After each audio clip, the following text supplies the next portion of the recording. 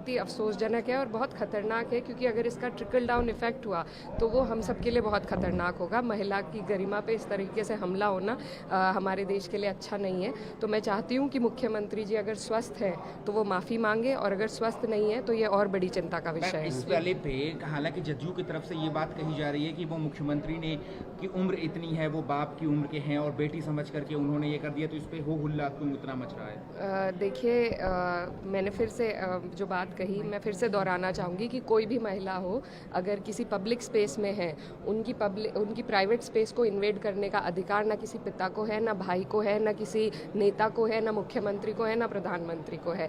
ये एक महिला की गरिमा का सवाल है, हमें उनका सम्मान करना है। और जिस तरीके से ये हरकत हुई, बिल्कुल वो बुजुर्ग है और हम उनका सम्मान करते हैं, लेकिन जिस पद पर वो बैठे हैं उसकी भी कुछ जिम्मेदारियां हैं। अगर ये हरकत हुई है तो उस पद पर होने के नाते उन्हें माफ़ी मांगनी चाहिए। अगर वो स्वस्थ नहीं है तो ये हम सब के लिए, देश के लिए और बिहार के लिए बहुत बड़ी चिंता एक आखिरी सवाल है इकरा जी, एक आखिरी सवाल है कि बीजेपी ने इस पे ये कहा है, क्रम पर नहीं आई, वो एक अवार्ड लेने के लिए आई थी। उन्होंने अपनी मेहनत और अपनी ज़िंदगी की जद्दोजहद से वहाँ पर पहुँची थी, और चाहे वो हिजाब पहने या ना पहने, दुपट्टा लें, आंचल लें या ना लें, ये हमारा अधिकार है। महिला इस देश की सम्मानित नागरिक होने के नाते हमारा अधिकार है। बीजेपी वाले कुछ भी कहें, ये अधिकार हमसे कोई नहीं छीन सकता। सांसद समाजवादी पार्टी की कैराना की सबसे हॉट सीट उत्तर प्रदेश की से सांसद हैं मैम, एक वीडियो वायरल हो रहा था नीतीश कुमार जी का, आपने देखा होगा, तो उस पर आप लोगों का क्या कहना है? उस पर देखिए बहुत अफसोस हुआ और बहुत ही शर्मनाक हरकत थी प्रदेश के मुखिया द्वारा।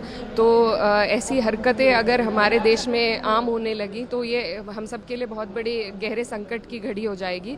तो इसका ट्रिकल डाउन इफेक्ट जो है उसको सोचकर बहुत डर लगता है कि अगर बाकी प्रशासन भी मुखिया के कदम चिन्ह पर चलने लगा तो हमारी जो महिलाएं हैं जो बहुत मेहनत के साथ, चाहे वो मुस्लिम हो, हिंदू हो, हिजाब करती हो, आंचल लेती हो, सर ढकती हो या ना ढकती हो, हर एक महिला की गरिमा के साथ ये अपमान की घड़ी देखने को मिलती है।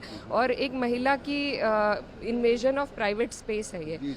मेरे कोई कितना करीब आए, ये मेरी इन्वेजन ऑफ प्राइवेट स्पेस है।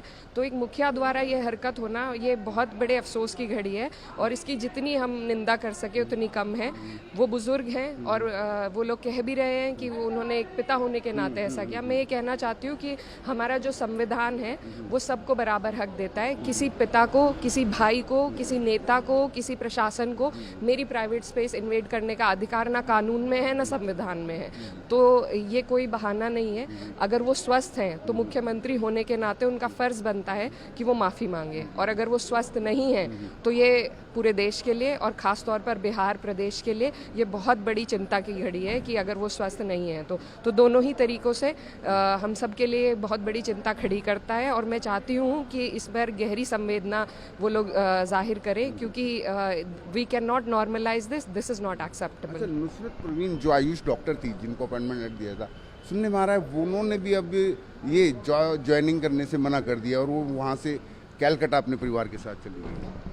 देखिए, बिल्कुल एक इतने बड़े मंच पर और नेशनल न्यूज़ जब आप बन गए हैं इतनी बड़ी इतने अपमान को लेकर, तो ये किसी के लिए भी बहुत ही शर्मनाक घड़ी होगी। और मेरी पूरी गहरी संवेदनाएं उनके साथ है। मुझे बहुत अफसोस हुआ कि इतनी मेहनत से वो उस मुकाम पर पहुंची होंगी अपनी जद्दोजहद करके, जहां उन्हें एक पुरस्कार से सम्मानित किया जाना था। उस सम्मान को अपमान में जो बदला गया है, ये बहुत बड़े अफसोस की घड़ी है और इससे संकोचित होंगी महिलाएं। इसलिए ज़रूरी है कि हम मुखर रूप से इसकी आलोचना करें और मुखर रूप से इसके खिलाफ माफ़ी मांगी जाए।